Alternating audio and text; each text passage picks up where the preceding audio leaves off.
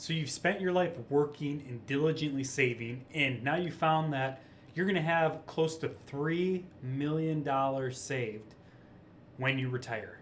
That sounds phenomenal, and you feel really good about the work you put in to create that sort of wealth for your future self. But then that little question creeps up in the back of your mind, and that is, how do I spend this all? It's easy when you work, save, and put that on repeat. But what happens when your paycheck goes away and now you rely on all of that savings you've spent your entire life accumulating? Well, I'm here to tell you and to help you understand and to teach you how to spend a $3 million portfolio in retirement efficiently and effectively. So, the first thing you're going to want to do is understand the why behind everything. Why not just take your $3 million, throw it in a CD at a bank or a savings account, and just spend $80,000 a year at that point moving forward, and you're done. You don't have to worry about it. All the money's right there.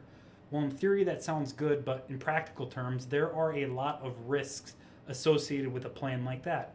Or you could say, hey, Derek, I spent my entire life accumulating in the S&P 500. It's performed beautifully. It's created this wealth for me. I'm going to keep all my money in there and just withdraw it when I need it and let the market does what it does over time. Again, another plan that is an option, but probably not as effective long term in retirement as it was during your accumulation years. And the reason why is because when you hit retirement, you're going to experience different types of risk that you have not had to associate yourself with before. The three biggest ones, in my opinion, are sequence of return risk. And that is, you take all your money, you throw it in the S&P 500, you start retirement, and as soon as you start retirement, investment markets crash. But because you need that income out of that portfolio, you continue to withdraw out of that dropping investment, meaning you lock in those gains. And by the time investment markets finally recover again, you have far less money for that investment to recover with than you did at the beginning, leaving yourself with a big income shortage long term. The flip side of that is, well, you get too conservative with your money, you throw it in the bank, and all of a sudden that small but powerful risk called purchasing power risk tied to inflation slowly starts to eat away at your purchasing power in retirement.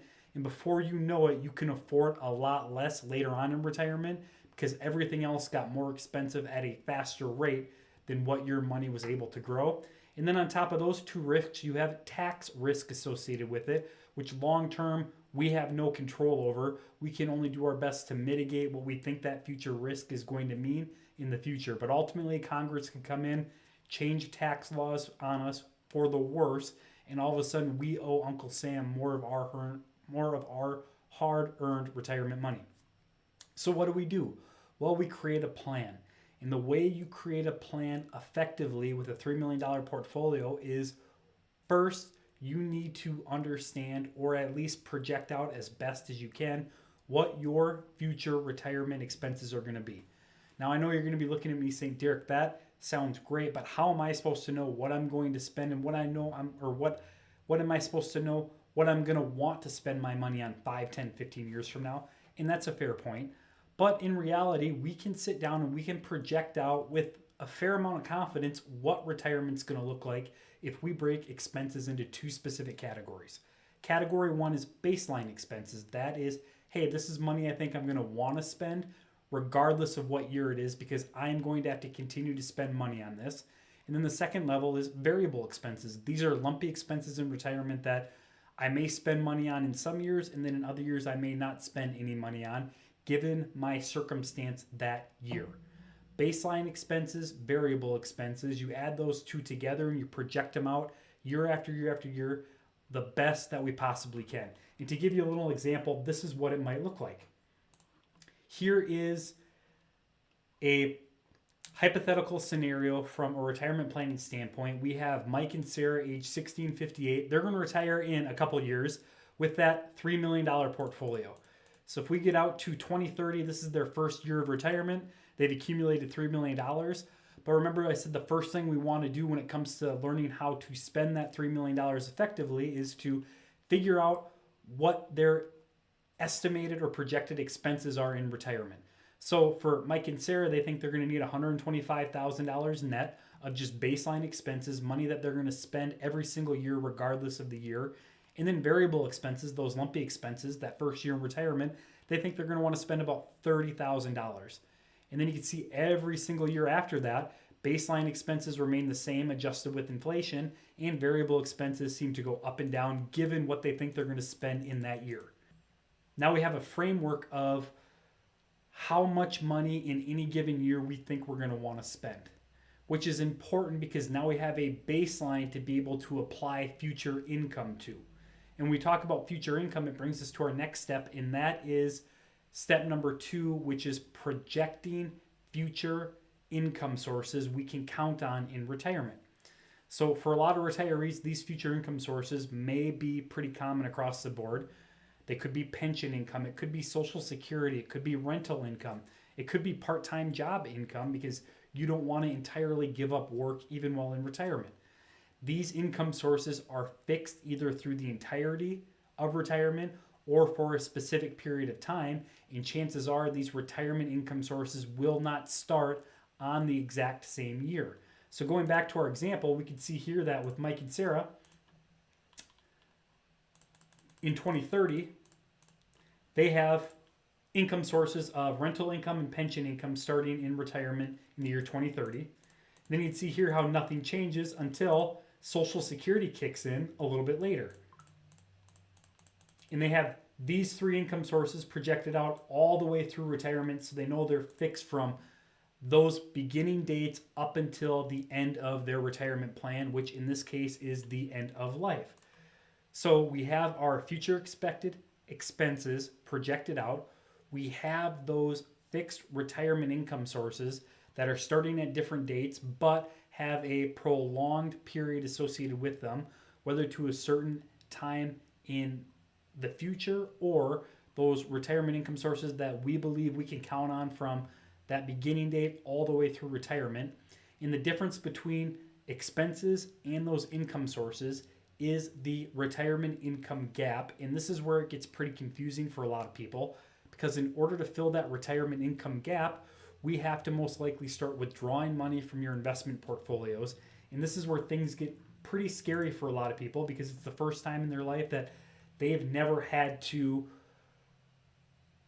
rely on fixed income like a W-2 paycheck, but instead rely on their own income from previously saved money, which they've never had to do before. So the first step and the third step in this spending plan is organizing your investment portfolio assets from a tax liability standpoint. So typically, investment portfolios can be taxed in one of 3 different ways. They can be taxed as taxable investment portfolio, which means they're taxed every single year. So if you have money in a taxable investment portfolio, you probably get your 1099 tax statement every single year, and you have to report that income on your tax return that year. We have tax deferred money in our second bucket. Tax deferred money is money that sits inside of your IRA, your 401k, your 403b. That money continues to grow without you having to pay tax on it until you withdraw it at some point in the future. When you withdraw that money, you pay tax on that just like you would pay tax on your paycheck. And then bucket number 3 is tax-free money. Usually this consists of Roth IRA money for people. It's retirement savings that has already been taxed, so when you pull it out later in life, you never have to worry about that money being taxed again in your lifetime or your beneficiary's lifetime if it truly is Roth IRA money.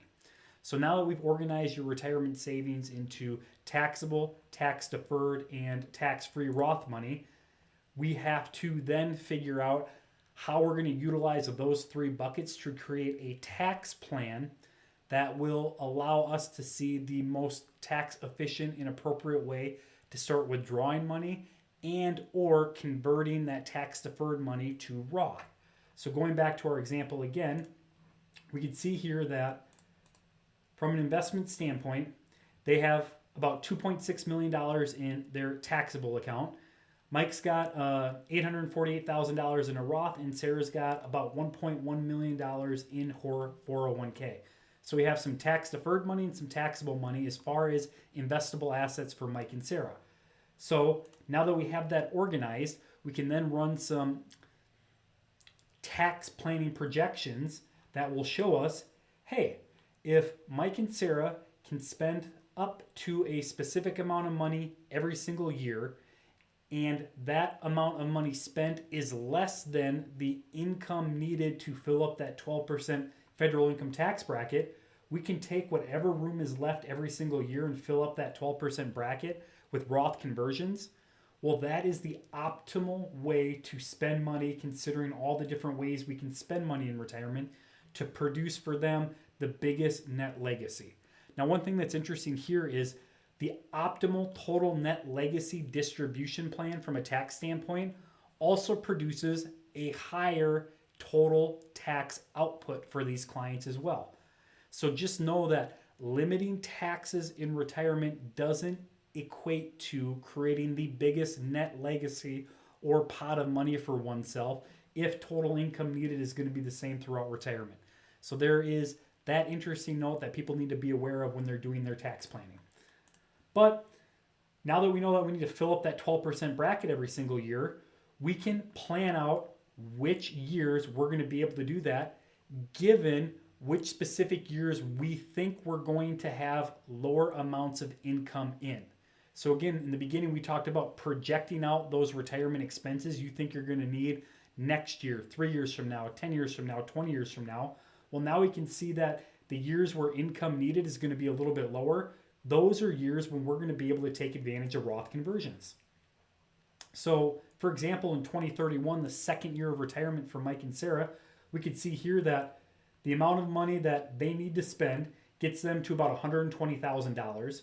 And we could fill up that 12% bracket, which means we have room for an $88,000 Roth conversion.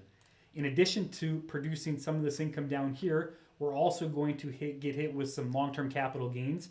But those long-term capital gains get taxed pretty preferably in that 15% bracket. And if we're able to take advantage of this strategy throughout retirement, it is going to produce the biggest total net legacy by a wide margin, considering other options that aren't as favorable for Mike and Sarah. And now you can see that this retirement income plan is very, very unique to what we think their future desire expenses are and their specific financial situation they find themselves in now and what it's projected to be later on in retirement. So now that we have an idea of what you're going to spend, we have an idea of what fixed income sources are going to be there in retirement for you, we have an idea of what your income gap is, and now we have an organized idea of how we're going to withdraw money and from what type of taxable accounts we're going to withdraw money from to fill that retirement income gap over the long term most efficiently. Now we can go in and we can create an investment portfolio within those individual investment accounts. Remember, it's the 401k, the IRA, and that taxable account. Now that we know which of those accounts we're going to be withdrawing from more aggressively. So if we know that we're going to be targeting that taxable account early in retirement to take advantage of those long-term capital gains, some of those assets we need to make sure are on the more conservative side, since we're going to be spending that money earlier in retirement. Some of the assets that we know we're not going to be spending until 10, 15, 20 years out in retirement, we can be much more aggressive with those investment assets because we know we can stomach the volatility of that money going up and down, because we're not going to have to worry about withdrawing from those pools of money anytime in the near term. So now that we understand where that money's at and when it's going to be spent, will allow us to efficiently invest that money with the right amount of risk associated with it, depending on when that money is going to be withdrawn. And if you want to add a little more complexity into your retirement planning process and your withdrawal process, you can add in other more advanced topics like legacy planning. Let's just say you have $3 million now, but you want to make sure that at least you die with $1 million so your heirs have something to inherit. Well, you can put a $3 million threshold on those assets and use math to factor in that goal to make sure that your spending is not too aggressive, where you spend down more than $1 million by the time you get to the end of your plan. You can also put in what I call retirement guardrails into your plan as well, which means those guardrails are going to give you a visualized way of determining if you're spending too much as a percentage of your overall portfolio or too little. If investment markets continue to go up and your portfolios continue to rise, even as you're spending money, those portfolio balances are going to get up and hit a top guardrail, which tells me, and it should tell you, that you have the ability to spend more. If you don't, you're going to have to start giving money away, or you're probably going to die with way more money than you anticipated. On the flip side of that, if you have a bottom guardrail set and your investment portfolios take a dive because you're spending too aggressively, or investment markets take a big dive given some adverse economic event, you can see that you need to cut back on your spending for a small moment in time until those investment portfolios and investment markets in general get back on track. But with those guardrails in place, you can be assured that you're never going to be spending too much where your future self is going to be hurt, or you're never going to spend too little and you're going to get older and have regret that you didn't spend enough, because now you're worth a lot more when you're 80, but you don't have the time or health to be able to enjoy it as much as you could have in your 60s. And then finally, creating a retirement withdrawal process like this is going to allow you to identify future estate planning issues long before they have to be acted upon, so you can implement small changes in order to reduce those future estate planning liabilities that cause such tremendous headaches for people. A good example of that is if your net worth gets too large and all of a sudden you're 75, 80 years old and you go, I'm not going to spend this money, I want to start giving it away. How about giving it away 20 years earlier to your kids or grandkids when they could probably use that money a lot more than when they're grown adults and they've probably accumulated everything they need up to that point as well. The other estate planning topic that you might want to be aware of is, what if you've done a good job of saving and your portfolio continues to grow and grow and grow in retirement, and all of a sudden estate tax exemptions come down federally, or you live in a state that has a state estate tax issues and your net worth exceeds those thresholds? Well, then you can start implementing things early like life insurance that could pay out a death benefit for your heirs to be able to use tax-free to pay any estate planning or estate taxes your estate may owe because of how big your net worth is when you die. And again, these are issues that a lot of people encounter when they're in their 70s or 80s, when it's far too late in life to be able to implement really good strategies. But if you can project stuff out and see that down the road as being a possible problem, acting on it now is going to alleviate a lot of those issues much more efficiently and much more smoothly than trying to attack it later in life. So how do you spend a $3 million portfolio? There is a lot that is involved. The first step is to figure out your expenses. The second step is to figure out what guaranteed income sources you're going to have in retirement. Step number 3 is to organize your investment portfolios from a tax standpoint. Step number 4 is to figure out the best way to efficiently withdraw from those portfolios from a tax standpoint. Step number 5 is to put guardrails or legacy rules around those specific withdrawals to make sure that you're not spending too much, too little, and to make sure you have enough money at the end to satisfy any legacy goals that you have. And then it will also give you a chance to be able to look at the long-term financial future of your life to determine if any estate planning issues might arise that you can start tackling today. Once you get that all figured out, then you implement a process of monitoring, so when your life changes or economic situations change, you can iterate appropriately. Retirement planning can be one of the most intimidating and confusing things people have to deal with before they actually pull the retirement trigger. But if you can get it right, it makes retirement so much easier and so much less stressful because you have a plan in place that is working for you instead of you trying to play catch up when things change in your life. And if one thing is certain, that is change. It's going to happen. And having a plan in place that you can iterate along the way is going to provide you with a lot more confidence and peace of mind long-term in retirement. My name is Derek Delaney. I'm a certified financial planner. I own PharmD Financial Planning, where it is my mission to help clients produce wildly successful retirements.